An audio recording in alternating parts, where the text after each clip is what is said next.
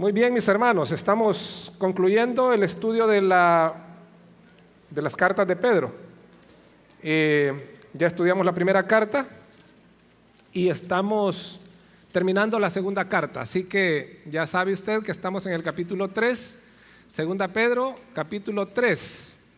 Hoy vamos a estudiar los versos 14 al 16, el próximo domingo estaríamos terminando los versos 17 y 18. Así que abra su Biblia allí para que veamos lo que el Señor tiene para nosotros a través de este pasaje. Nuestro tema es preparándonos para la eternidad. Muy parecido, ¿verdad? Recuerda el domingo pasado nuestro pastor Sergio, viviendo a la luz de la eternidad, nos decía nuestro pastor Sergio, y hoy es parecido, ¿verdad? Preparándonos para la eternidad. Y dice la palabra del Señor allí: por lo cual, oh amados, estando en espera de estas cosas. ¿De cuáles cosas? Las que menciona los versos 11 al 13, ¿verdad? Estando en espera de estas cosas, procurad con diligencia ser hallados por Él sin mancha e irreprensibles en paz. Y tened entendido que la paciencia de nuestro Señor es para salvación, como también nuestro amado hermano Pablo, según la sabiduría que le ha sido dada, os ha escrito casi en todas sus epístolas, cartas, hablando de ellas, de estas cosas. ¿De cuáles cosas? De eso que Pedro ha venido hablando anteriormente. Entre las cuales hay algunas difíciles de entender, las cuales los indoctos e inconstantes tuercen, como también las otras escrituras para su propia perdición. Proverbios capítulo 27, verso 3, Proverbios 27, verso 3, dice: porque cuál es su pensamiento en su corazón, tal es él. Porque cuál es su pensamiento en su corazón, tal es él. Y en Mateo capítulo 6, verso 21, nuestro Señor dice lo siguiente: porque donde esté tu tesoro, allí estarán también los deseos de tu corazón. Donde esté tu tesoro, no es de otra manera, dice el Señor. Donde está tu tesoro, allí también estarán los deseos de tu corazón.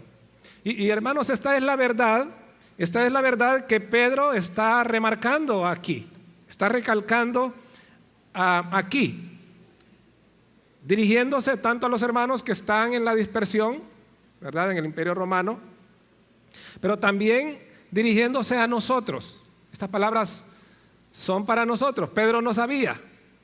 Los escritores de las cartas y de los libros del Nuevo Testamento no sabían que estaban escribiendo por inspiración del Señor, que estaban escribiendo la voluntad de Dios para su pueblo. Entonces, en su mente, Pedro estaba escribiendo a los hermanos en la dispersión, en el Imperio Romano, hermanos que estaban dispersos. No sabía que estaba escribiendo para tantas generaciones de creyentes a lo largo de estos 2 siglos, 2000 años. Esto es para nosotros también. El punto es que nuestro Señor, el sabio Salomón y Pedro están diciendo que el comportamiento de una persona, su comportamiento, mi comportamiento, está íntimamente ligado a lo que más valoramos en esta vida. Mi conducta, mi actuar, está íntimamente ligado a lo que más yo valoro en mi corazón. Por ello, Proverbios 23, 26, el Señor en Proverbios 23, 26 dice: dame, hijo mío, tu corazón y miren tus ojos por mis caminos. En San Marcos capítulo 12, verso 30, respondiendo el Señor a unos maestros de la ley, a unos religiosos de su tiempo que le preguntaron cuál era el más grande mandamiento, el Señor les dice el más grande mandamiento, y en esto se resume toda la ley. es amarás al Señor tu Dios con toda tu alma, con toda tu fuerza, con toda tu mente. Pero en primer lugar, dice él, amarás al Señor tu Dios con todo tu corazón. Con todo tu corazón. Amarás al Señor tu Dios con todo tu corazón.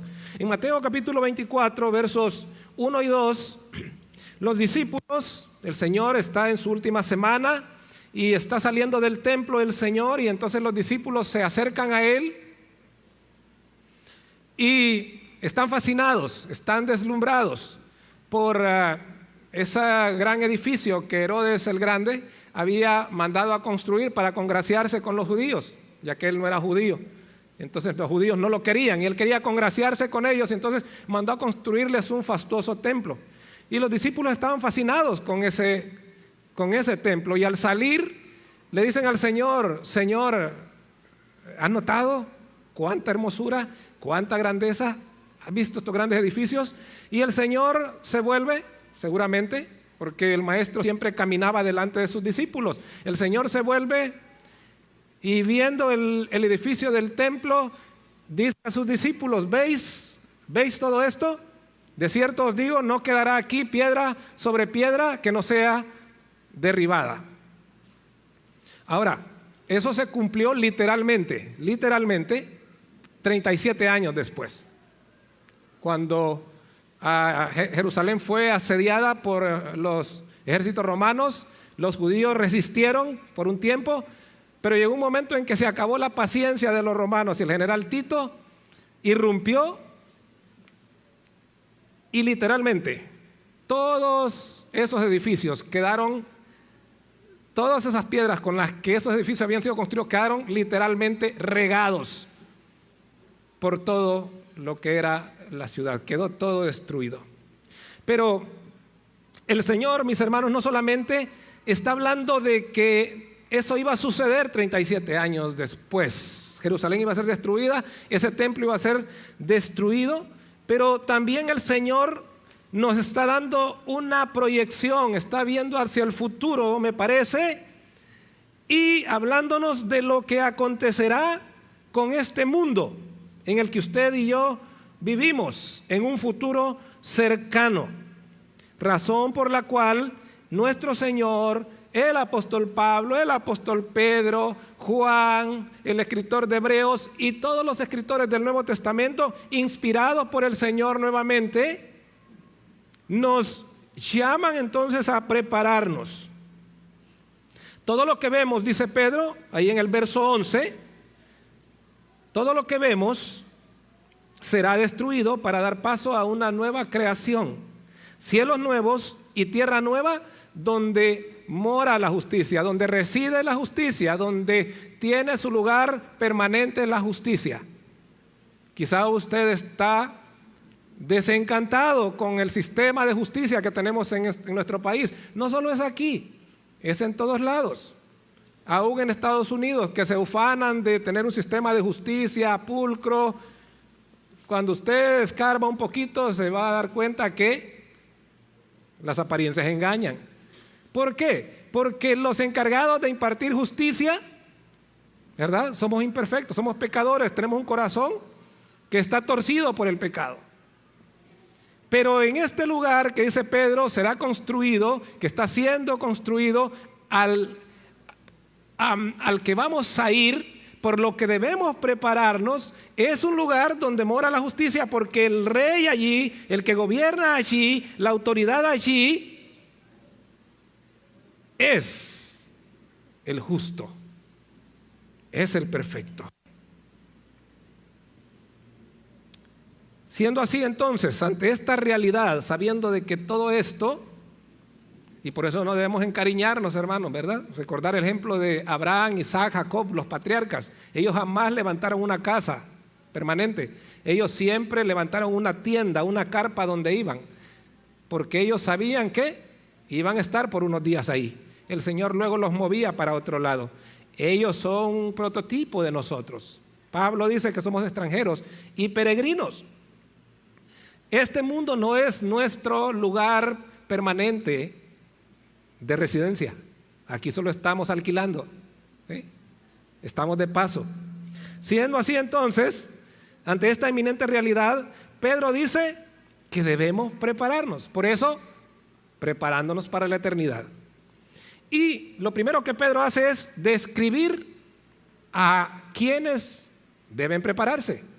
Describir a quienes deben prepararse. Entonces el verso 14, por lo cual, oh amados, ahí está. Por lo cual, oh amados, dice Pedro. Está refiriéndose a cierto tipo de personas. ¿Quiénes son estos?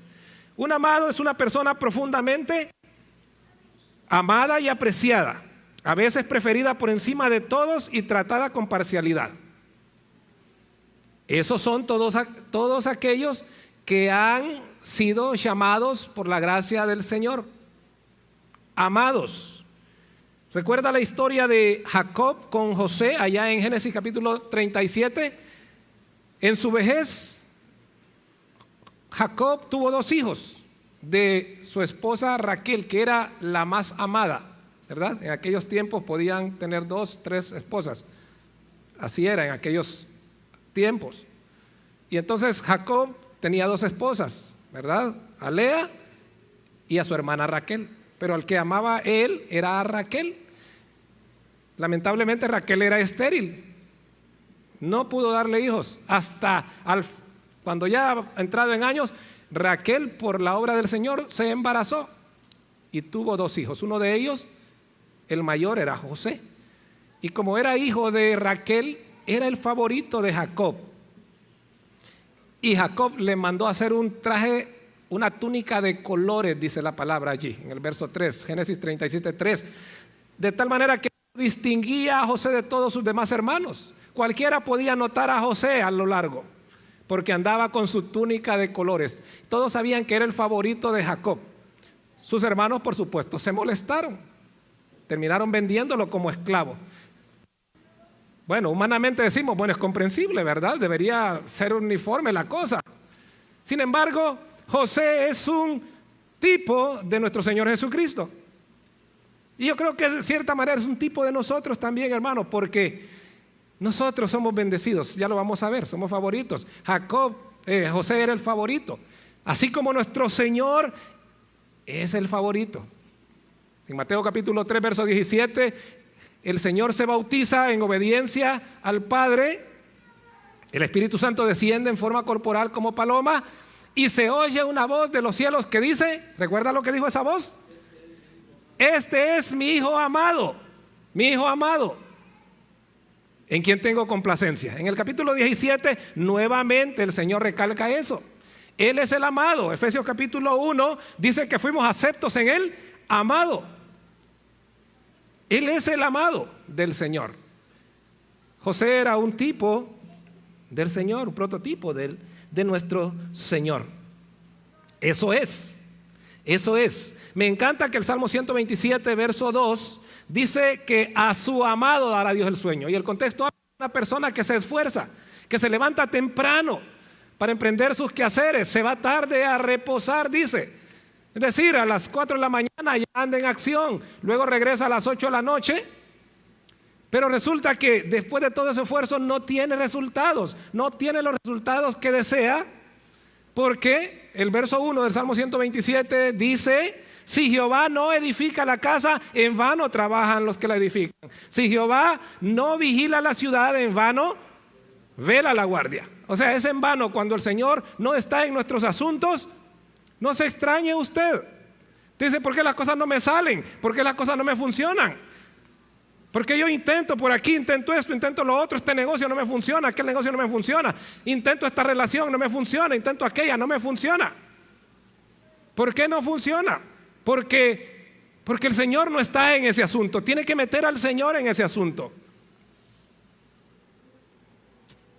Si Él no está en el asunto, nos vamos a, como decían ahí en mi pueblo, nos vamos a despezuñar. Y las cosas no se van a dar. A su amado es a quien da el Señor el sueño. Algunos ejemplos en el Antiguo Testamento de amados. Allá en Génesis capítulo 5, verso 24, encontramos a un amado que se llama Enoc. Dice la historia que Enoc caminó con Dios. Y cuando la palabra dice que caminó, quiere decir que era alguien que obedecía al Señor, que caminaba bajo la dirección, la autoridad, la guianza del Señor. Era feliz relacionándose con el Señor. ¿Sabe cuál fue el premio de Enoc? Dice que llegó el día en que Enoc tenía que morir, pero no murió. No murió Enoc. El Señor, dice, lo traspuso. No vio muerte. Imagínense qué lindo. ¿Cuántos no quisiéramos esto, verdad? Uy, no hablemos de la muerte, dice mucha gente. Uy, qué feo eso. Sí, no, pero si para ahí vamos. ¿Sí? Así que el asunto no es no hablar de esa situación. El asunto es que tenemos que prepararnos. Yo a veces le digo, Señor, ¿cómo voy a morir yo? ¿Cómo iré a morir? No sé, ¿verdad? ¿Será hoy el día? ¿Será este mes? Hermanos, eso es algo que va a pasar. A veces no me preocupo por eso. Digo, cuando venga va a venir. Pero Enoc quizá estaba preocupado por esto, pero el Señor dijo, eres mi amado, así que te voy a dar un premio especial a ti. Y no lo permitió pasar por el gélido río de la muerte, dice el pastor Adrián Roger. Las gélidas aguas de la muerte. Pero en Génesis capítulo 39 tenemos a otro amado del Señor. Génesis capítulo 39, versos 2, 3, 5, 21 y 23. ¿Ya los tiene? Muy rápido, pastor. Bueno, otra vez. Génesis 39, versos 2, 3, 5, 21 y 23. Ya lo dije más despacio. Ahí se habla de José. José, un amado del Señor. Sí, conmigo tiene que ponerse, hermano. Pilas con ese bolígrafo. ¿Sí? Dígale al Señor, Señor, ayúdame porque tengo que perseguir al pastor. Sí. Y José, ¿qué dice la palabra de José? Cuando usted lee esos versículos, hay un común denominador. Dice que todo lo que José hacía, lo prosperaba el Señor. Todo lo que él tocaba era prosperado.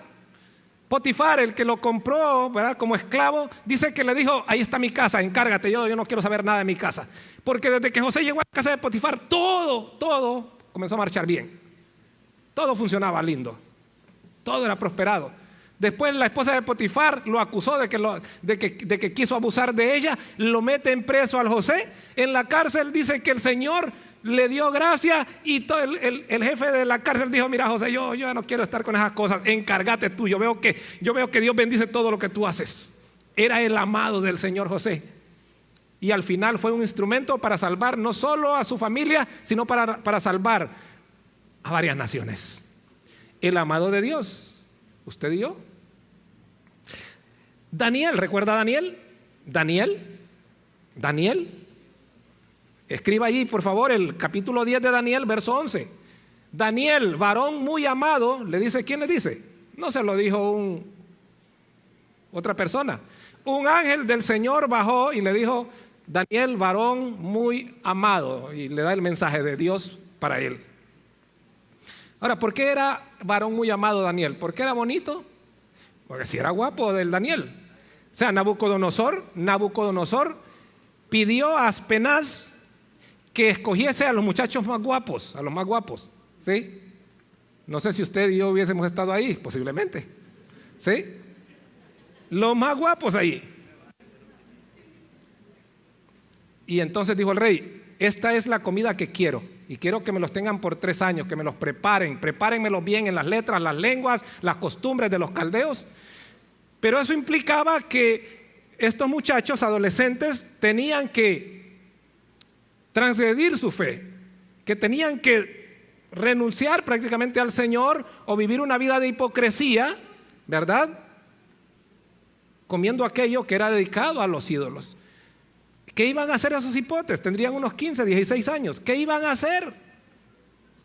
¿Se quebrarían ante la orden del hombre más poderoso de la tierra? Porque el no comer ese manjar implicaba la muerte. Y entonces, ahí está, dijo Aspenaz, esta es la orden del rey, este es el vino que deben tomar, esta es la comida que deben comer. Pero Daniel, dice la palabra en el verso 8, capítulo 1, verso 8, junto con sus amigos, Misael, Ananías y Azarías, Sadrac, Mesach y Abednego, ¿verdad? Sus 3 amigos propusieron en su corazón no contaminarse con ese manjar que el rey había ordenado. Por tanto dijeron, danos legumbres y agua. Prueba con nosotros 10 días, le dijeron al jefe Aspenaz. Prueba con nosotros 10 días y después de 10 días, si estamos más pálidos que los que comen en los manjares del rey, entonces haz con nosotros lo que tú tengas que hacer. Pero no vamos a comer eso. Después de 10 días el jefe vino. ¿Y qué pasó, hermanos? A sus amados, ¿qué hace el Señor? Les da. Y entonces después de 10 días vino el jefe y los miró y dice: ustedes están más bonitos que los que comen el manjar del rey.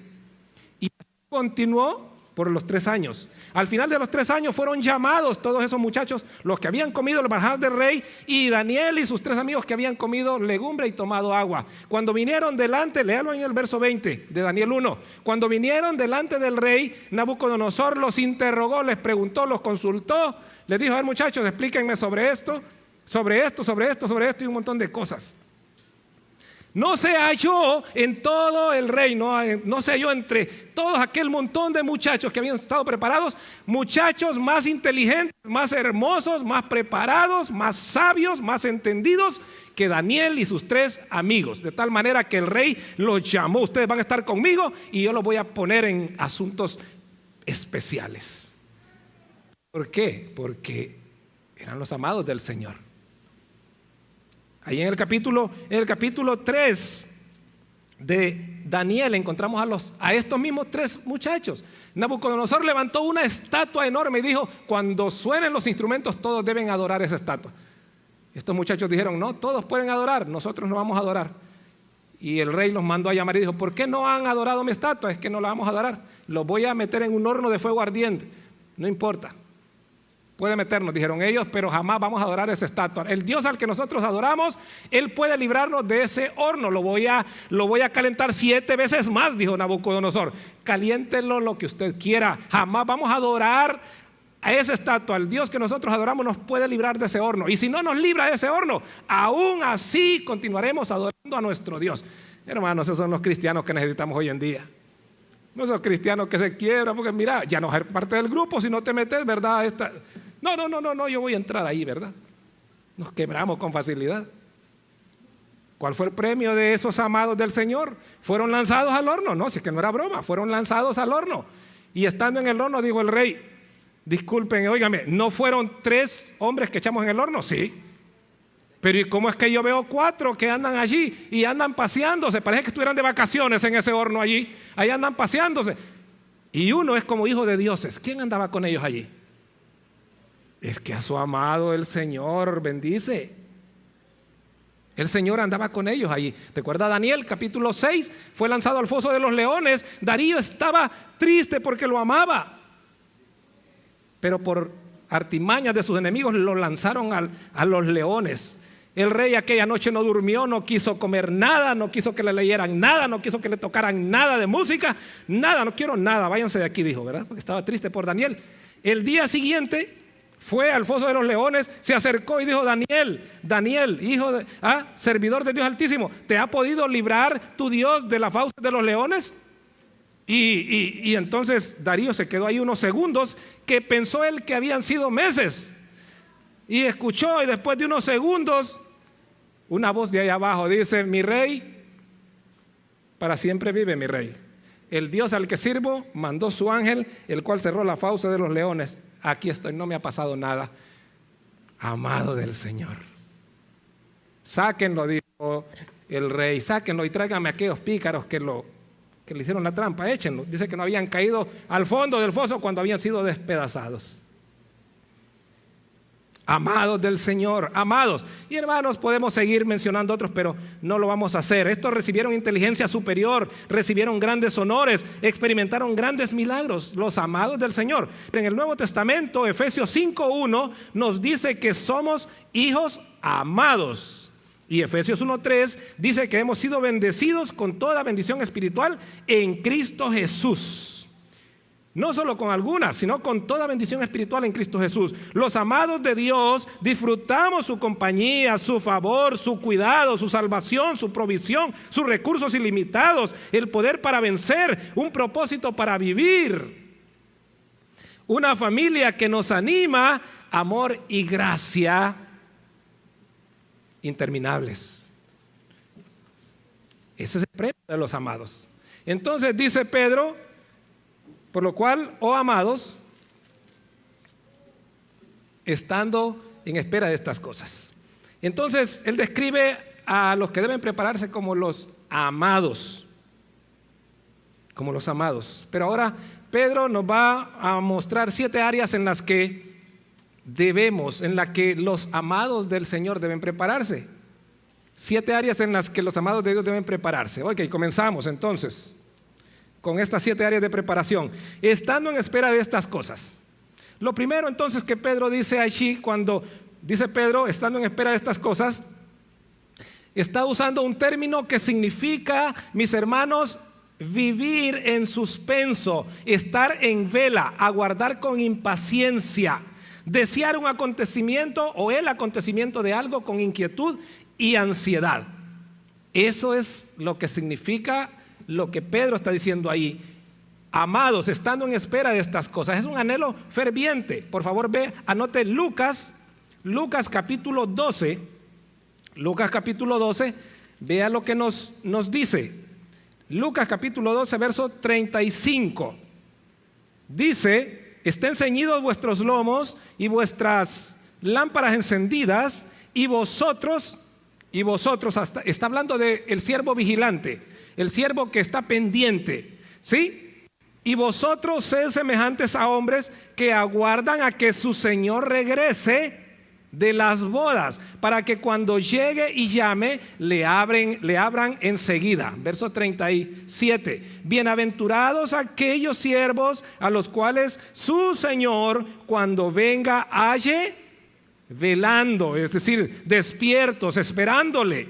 De cierto os digo que se ceñirá y hará que se sienten a la mesa y vendrá a servirles. Y aunque venga la segunda vigilia, y aunque venga la tercera vigilia, si los hallare así, ¿cómo? Velando, despiertos, de pie en su lugar, bienaventurados son aquellos siervos. Versos 35 al 38. Hermanos, los siervos, los dulos, los esclavos de ese tiempo no tenían derecho a nada. Cuando el amo iba a regresar de algún lugar y iba a decir, mira, me alegra que estés aquí, ¿verdad? Que estés listo, que estés atento, que estés alerta, que estés velando, que estés despierto, esperándome. Óigame, eso me ha tocado el corazón, dice el amo. Sentate, por favor, sentate. Me imagino que debes tener hambre. Sentate, yo te voy a servir, te voy a alimentar. ¿Cómo iba a ser? No.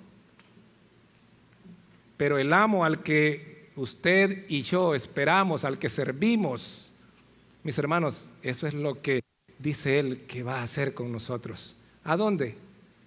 En ese cielo nuevo y en esa tierra nueva donde moran la justicia, hacia donde nos encaminamos y por los cuales debemos estar preparados. Debemos entonces mantenernos en guardia. Segundo, siendo diligentes, dice Pedro. Siendo diligentes. Por lo cual, oh amados, estando en espera de estas cosas, procurad con diligencia ser hallados por Él sin mancha e irreprensibles. Debemos ser diligentes, dice. Si estamos en espera, no solo debemos estar vigilando, despiertos, atentos, pendientes, ansiosos, que en cualquier momento el amo toca la puerta, hay que abrirle. El siervo diligente será premiado por el Señor. Él será premiado. Debemos ser diligentes. Y mire que le encanta este término a Pedro. Lo encuentra usted en el capítulo 1 de esta misma carta, verso 5, verso 10 y verso 15. Ahí está ese mismo término que usa el apóstol Pedro en capítulo 1, verso 5, verso 10 y verso 15. Vea el verso 5. Estoy estrenando Biblia, hermanos, y esta Biblia es bien chiquita la letra. Vosotros también poniendo, aquí está, mire, vosotros también poniendo toda diligencia. Ahí está la palabra. En el verso 10 dice Pedro: por lo cual, hermanos, tanto más procurad hacer firme vuestra elección. Procurad hacer firmes. Ahí está nuevamente. Verso 15: también yo procuraré, dice Pedro, con diligencia, que después de mi partida vosotros podáis en todo momento tener memoria. Le encantaba a Pedro este término. Es que Pedro era así, era ese tipo, esa era su personalidad. Además, ¿recuerda cuál era el oficio de Pedro? Pedro era un pescador. Un dormido no puede ser pescador.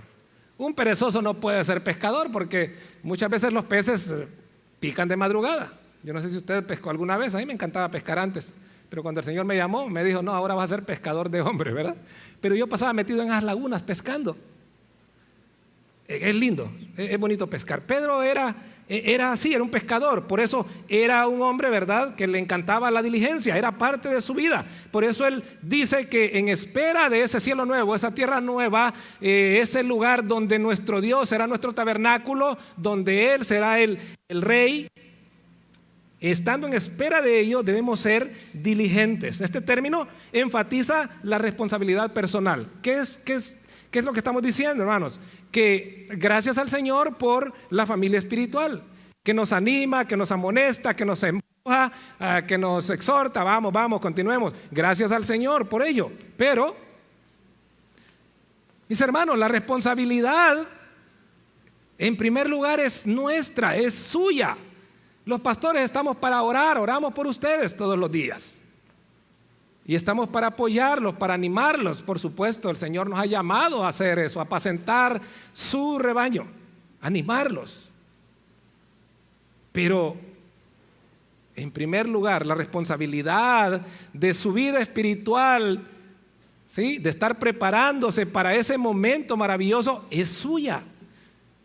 Nosotros solo podemos orar por usted, pero usted debe hacer uso de la oración, usted debe hacer uso de la palabra, usted debe aprovechar el compañerismo, el amor de sus hermanos para seguir avanzando, para estar preparándose. Filipenses capítulo 2 dice, por tanto, amados míos, ocupaos en vuestra salvación con temor y temblor. ¿Ve?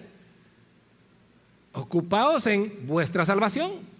O sea, usted ya es salvo. Entonces, de lo que Pablo está hablando no es que usted va a trabajar para ser salvo. Cuando usted es salvo, cuando el Señor le llama, usted es salvo y es salvo para siempre. De lo que Pablo está hablando ahí es de cuando usted y yo recibimos la gracia de la salvación del Señor, en ese momento comenzamos lo que se llama el proceso de santificación, ¿verdad? Ese proceso va a durar toda la vida, desde que usted es salvado por el Señor hasta que se presenta delante del Señor. Pablo está diciendo que debemos ocuparnos en eso precisamente, en ese proceso. ¿Cómo debemos hacerlo? Con temor y temblor, dice. ¿Qué quiere decir eso? Con toda seriedad, con toda responsabilidad, con todo esmero, con todo esfuerzo. Es lo que significa el término diligencia, esmerarse por algo, procurar algo activamente, hacer todo lo posible por lograr ese objetivo. Ocupaos en vuestra salvación con temor y temblor. 1 Corintios 15:58.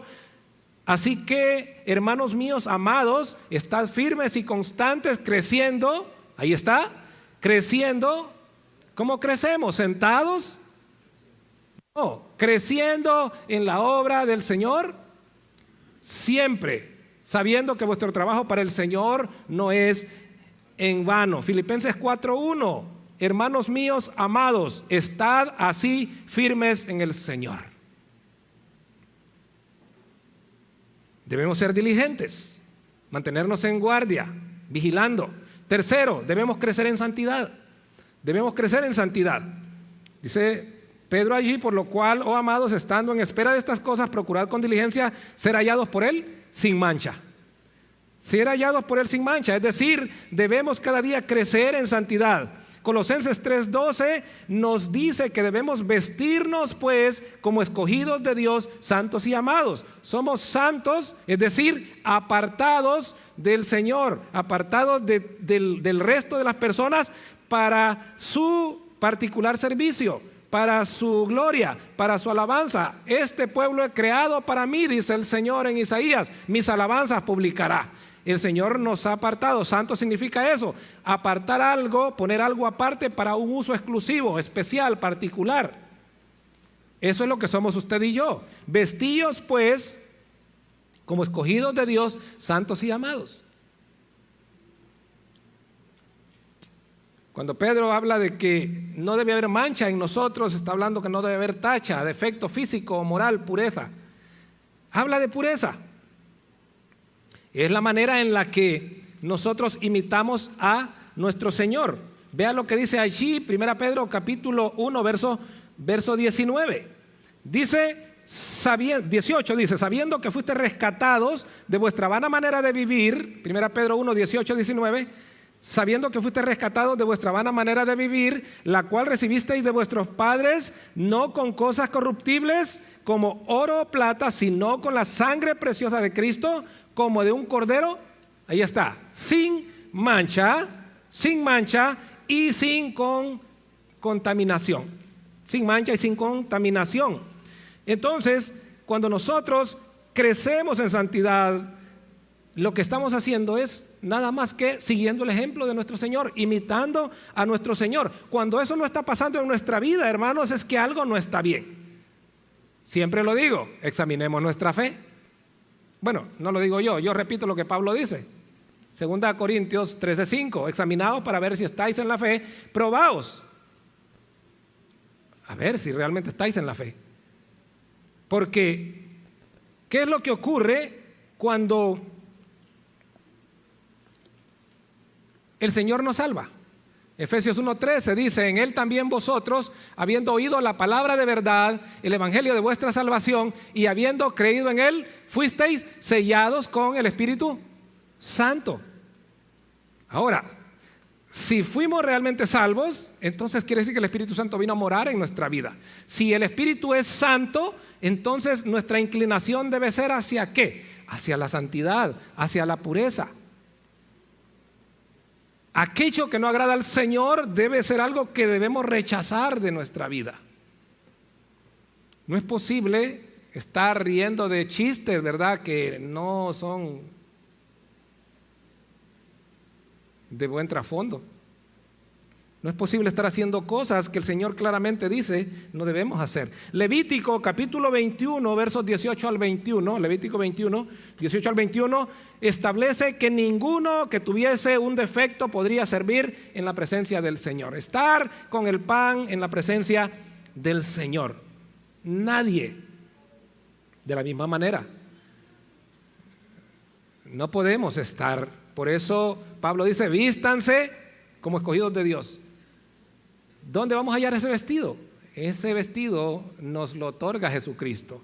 Debemos depender de Él, debemos aferrarnos a Él en todo momento. Pedro hace un contraste entre lo que debe ser la vida de un hijo de Dios y lo que es la vida de los falsos maestros, de los que ha venido hablando, a los que ha venido denunciando a través de toda esta carta. Ve el capítulo 2, verso 13, lo que dice: recibiendo el galardón de su injusticia, ya que tienen por delicia el gozar de deleites cada día. Ahora vea cómo lo describe Pedro a estos que están en esa vida. Dice, estos son inmundicias y manchas, quienes aún mientras comen con vosotros se recrean en sus errores. Son inmundicias y mancha. Otra versión dice son mancha y suciedad. Son una suciedad. No podemos estar en la presencia del Señor con manchas o con suciedad. Ellos son así porque ellos no tienen al Señor. Pero usted y yo no podemos estar así. No podemos. Debemos cada día crecer en santidad. En cuarto lugar, debemos, dice Pedro, mientras nos preparamos para ese momento glorioso, para ese día glorioso, para ese lugar glorioso, debemos evitar los señalamientos. Pedro también dice que debemos procurar con diligencia ser hallados por el Señor sin mancha, y también irreprensibles. Irreprensible, irreprochable, intachable es aquella persona que no puede ser señalada o acusada por los demás. Persona que no puede ser señalada o acusada por los demás. Filipenses capítulo 2, versos 14 y 15 dice: haced todo sin murmuraciones y contiendas, para que seáis irreprensibles y sencillos, hijos de Dios. Solo así es posible, siendo hijos de Dios. Si no somos hijos de Dios, cualquiera nos señala, cualquiera pone su dedo sobre nosotros, cualquiera comenta de nosotros. Pero con el Hijo de Dios no debe ser así. irreprensibles y sencillos, hijos de Dios sin mancha, en medio de una generación maligna y perversa en la cual resplandecéis como luminares en el mundo. Cuando nos esforzamos, cuando somos diligentes en cuidar nuestra vida, evitar los señalamientos, evitar la suciedad, la impureza en nuestra vida, entonces nos convertimos en luminares, luces para aquellos que están a nuestro alrededor, que es lo que el Señor quiere que seamos. Mateo capítulo 5, versos 14 y 16, dice que 14 al 16, dice que nosotros somos la luz del mundo. Ustedes son, dice el Señor. Ustedes, hablando a sus discípulos, ustedes son. Es lo que somos, la luz del mundo. Una luz no se enciende y se pone abajo de un cajón, ¿verdad? Sino que se coloca en un lugar alto para que pueda alumbrar a los que están a su alrededor. Así pues, dice el Señor, alumbre vuestra luz delante de los hombres para que ellos vean vuestras buenas obras y glorifiquen a vuestro Padre que está en los cielos. Eso es lo que somos. Eso es lo que somos. Pero cuando somos señalados, cuando somos acusados, entonces algo no anda bien allí. Quizá no estamos trabajando lo suficiente. Quizá no estamos preparándonos lo suficiente. Quizá no estamos siendo lo suficientemente diligentes. Primera Pedro capítulo 2, verso 11. Primera Pedro capítulo 2, verso 11. Dice: amados, yo os ruego como a extranjeros y peregrinos. Extranjeros y peregrinos es lo que somos. Os ruego como extranjeros y peregrinos que os abstengáis de los deseos carnales que batallan contra el alma. Verso 12, manteniendo buena vuestra manera de vivir entre los gentiles, aquellos que no conocen a Dios, aquellos que no tienen en cuenta a Dios, para que en lo que murmuran de vosotros como de malhechores glorifiquen a Dios en el día de la visitación, al considerar que vuestras buenas obras, al considerar vuestras buenas obras. Entonces nos preparamos para ese momento glorioso, para esos cielos nuevos y esa tierra nueva, manteniéndonos en vela, vigilando, en guardia, siendo diligentes, creciendo en santidad, evitando señalamientos, pero también fortaleciendo la comunión. Dice Pedro, en paz, en paz. Hebreos capítulo 12, verso 14 dice: seguid la paz con todos y la santidad, sin la cual nadie verá al Señor. Sin la cual nadie verá al Señor. Ahora, es imposible, mis hermanos, mis amigos, escuche, es imposible disfrutar de paz interior, de paz personal y de paz con los demás, en tanto no estamos en paz con Dios. Jeremías capítulo 6, verso 14, dice este pueblo, ¿verdad? Estos líderes le dicen a mi pueblo: paz, paz, pero no hay paz. ¿Por qué no tenía paz Judá en ese tiempo? Porque habían hecho a un lado al Señor, porque habían abandonado al Señor, porque habían rechazado al Señor. No podían tener paz. No pueden tener paz, dice Jeremías, porque solo teniendo paz con Dios, entonces que vamos a tener paz en nuestro corazón, paz en nuestra vida y paz con los demás. ¿Cómo podemos lograr esto? ¿Cómo podemos tener paz con Dios? Romanos capítulo 5, verso 1 dice: justificados pues por la fe, tenemos paz para con Dios. Pero agrega Pablo, por medio. Esto es lo que a muchas personas no les gusta. Dice: yo quiero tener paz con Dios, ¿verdad? Yo voy a hacer algunos ritos, yo voy a hacer algunas penitencias, yo voy a cumplir algunos votos. Es que no funciona así. Nada que usted y yo hagamos. ¿Sabe qué dice el profeta Isaías? si bien todas nuestras buenas obras son como trapo de inmundicia para el Señor. O sea, solo por medio de Jesucristo. Usted necesita a Jesucristo, debe rendirse a Jesucristo, debe hacer Señor a Jesucristo. Mientras no dé ese paso, va a seguir con ese vacío en su vida. Va a seguir dando tumbos, va a seguir tropezando, va a seguir magullándose, va a seguir recibiendo moretones. Necesita rendir su vida a Cristo. Justificados pues por la fe tenemos paz para con Dios, en nuestro corazón, con los demás, pero por medio de nuestro Señor Jesucristo. Efesios capítulo 2, dice Pedro, Él es nuestra paz, Cristo es nuestra paz.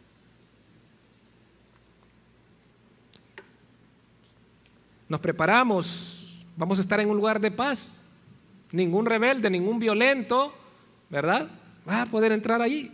Solo aquellos que tengan a Cristo en su corazón, la paz de Cristo en su corazón. No esperes, dice Matthew Henry, no esperes ser hallado en paz en el día de Dios si eres perezoso y estás ocioso en este tu día, en el cual debemos terminar la obra que se nos ha encomendado hacer. Ociosos no se puede, necesitamos estar trabajando, ser diligentes. Solo el creyente diligente será cristiano feliz en el día del Señor. Se lo repito, solo el cristiano o el creyente diligente, en cuanto a su vida y en cuanto a su relación con el Señor, solo el creyente diligente será un creyente feliz en el día del Señor. Pero si el Señor viene y nos halla ociosos, entonces vamos a tener serios problemas. Pedro también habla de que debemos entender la paciencia del Señor. Nos preparamos para ese día teniendo presente, teniendo claro de qué se trata la paciencia del Señor. Ya habló en el verso 9. En el verso 9 dice Pedro, el Señor no retarda su promesa, según algunos la tienen por tardanza, sino que es paciente para con nosotros, no queriendo que ninguno perezca, sino que todos procedan al arrepentimiento. Pedro dice, hermanos, debemos tener entendido, tener claro de qué se trata la paciencia del Señor, porque Él no ha cumplido su promesa de restaurar todas las cosas, de ese cielo nuevo y esa tierra nueva. La paciencia del Señor significa salvación, salvación, salvación. La causa del retraso, dice William Hendrickson, la causa del retraso yace en la gracia y misericordia de Dios para con los pecadores. Él les está dando tiempo para que se arrepientan de sus pecados. No es el pecado humano, sino la paciencia divina la que determina el retraso del Señor.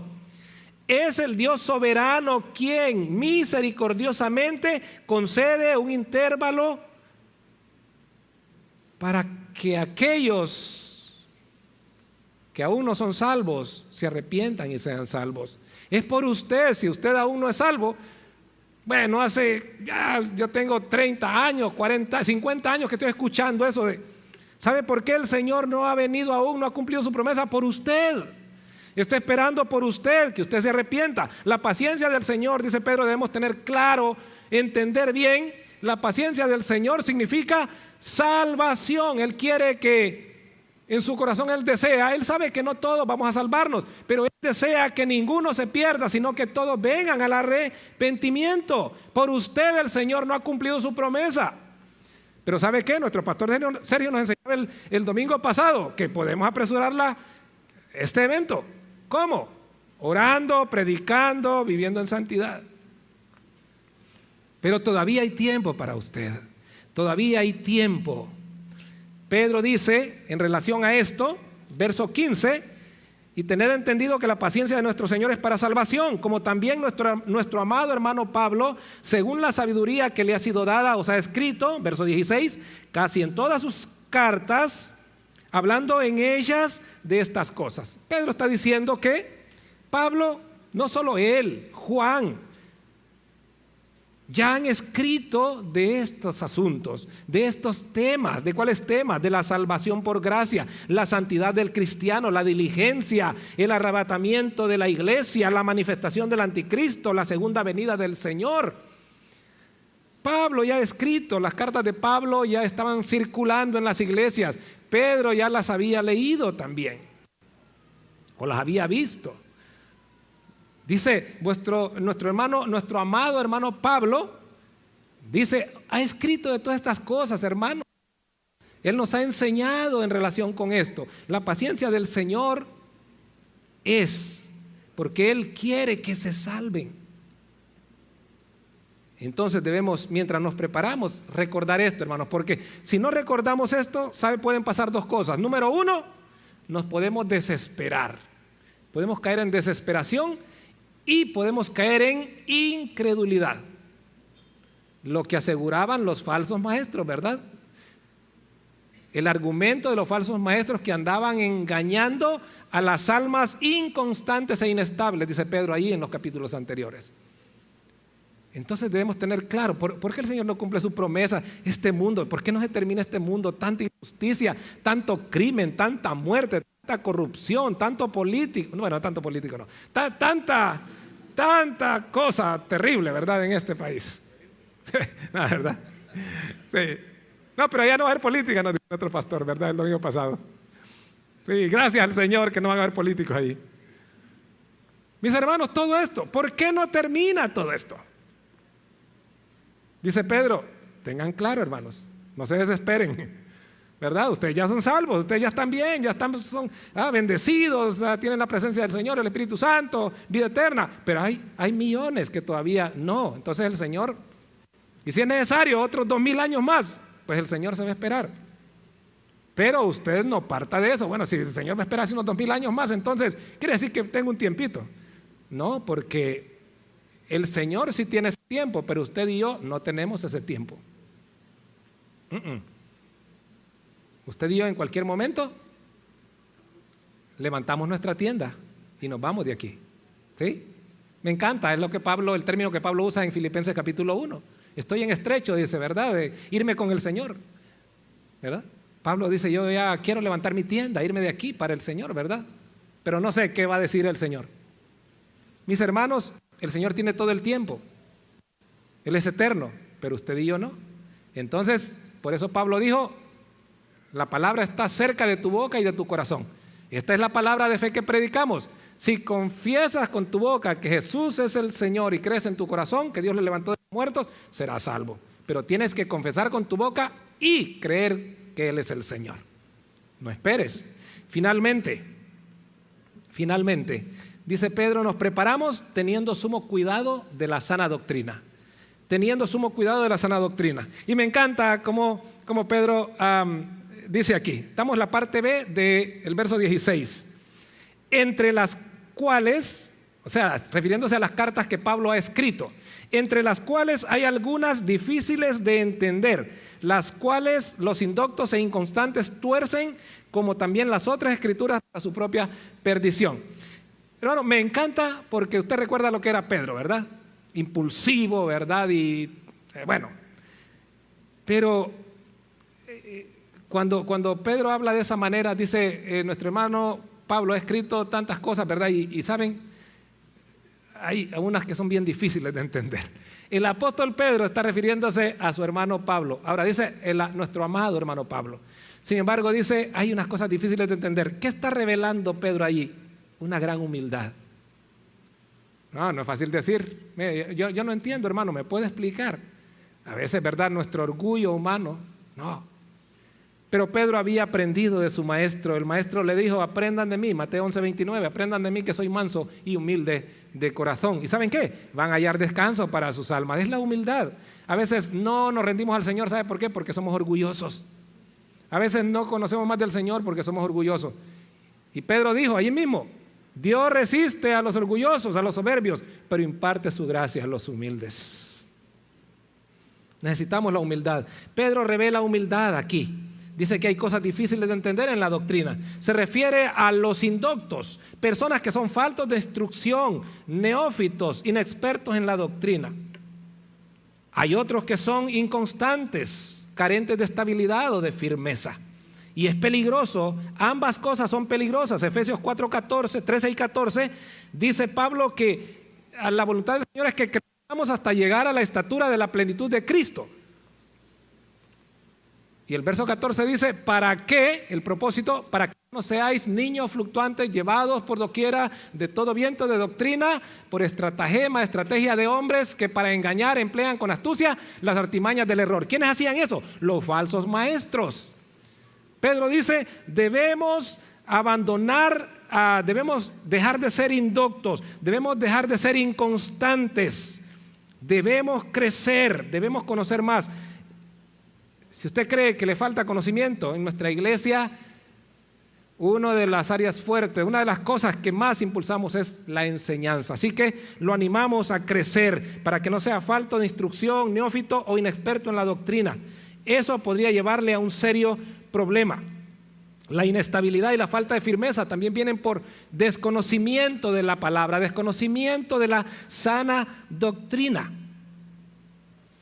Dice Pedro, cuando estamos en esa situación, entonces podemos llegar a torcer, es decir, a deformar o darle otro sentido a la Escritura, darle otro sentido, un sentido que no es la Escritura.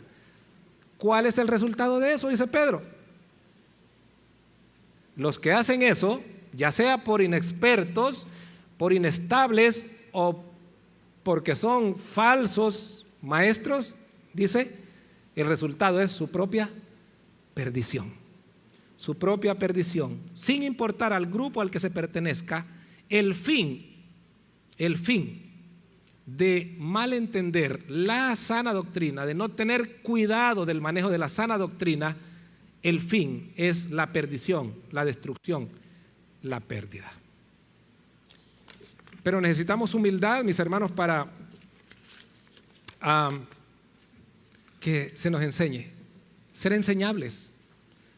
¿Sabe usted por qué el Señor, muchos dicen, por qué el Señor, verdad, no llamó a tanto hombre que conocía, que tenían la ley en la mente, la Torá, verdad, que están tan preparados? ¿Por qué el Señor no lo llamó? Y no que llamó a un grupo de personas rústicas, verdad, pescadores, un guerrillero, verdad, gente rudos.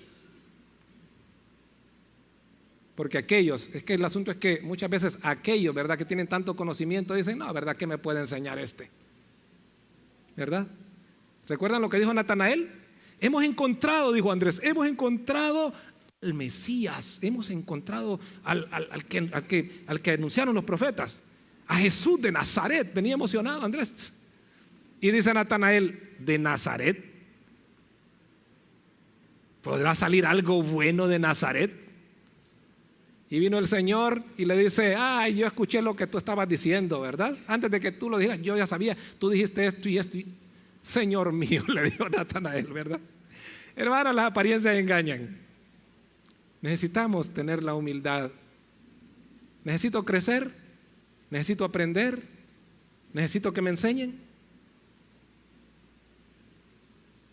Sí, hermano, yo decía a mis pastores, a mi pastor Sergio, yo necesito aprender cuando llegué a esta iglesia. 40 años de ser creyente. Y yo le dije a mi pastor Sergio, necesito aprender. ¿Sí? Necesito crecer, necesito aprender. Y ahí voy, hermanos, todavía me falta. Pero he aprendido mucho de mis pastores aquí.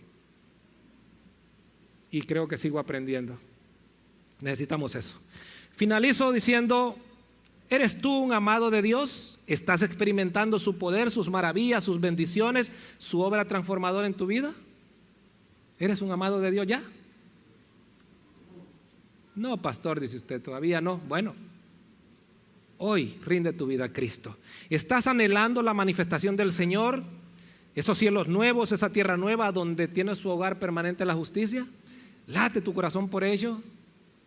Cuando entonábamos esos cantos preciosos, hermanos, qué lindo. ¿Estamos anhelando?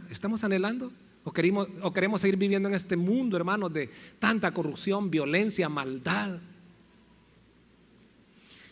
A la luz de esta realidad, Te pregunto, ¿estás vigilando de ti mismo, siendo diligente con tu vida, con tu relación con el Señor? ¿Estás creciendo en santidad, evitando los señalamientos, fortaleciendo tu comunión con tus hermanos, con el Señor? ¿Tienes claro de qué se trata la paciencia del Señor?